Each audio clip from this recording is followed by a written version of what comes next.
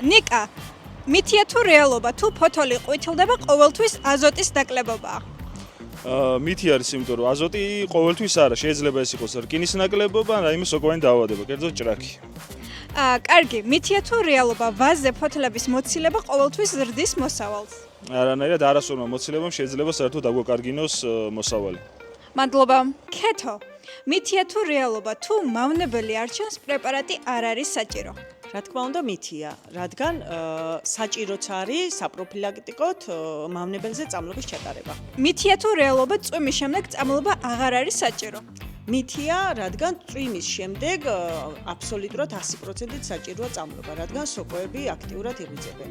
ერეკლე, მითია თუ რეალობა, ერთხელ წამლობა საკმარისია სეზონზე? მითია, ერთხელ წამლობა არ არის საკმარისი, რამოდენიმე წამლობა საჭირო მთლიანი ვეგეტაციის პერიოდში. მზიან ამინდში წამლობა ყოველთვის უკეთესია, მითია თუ რეალობა?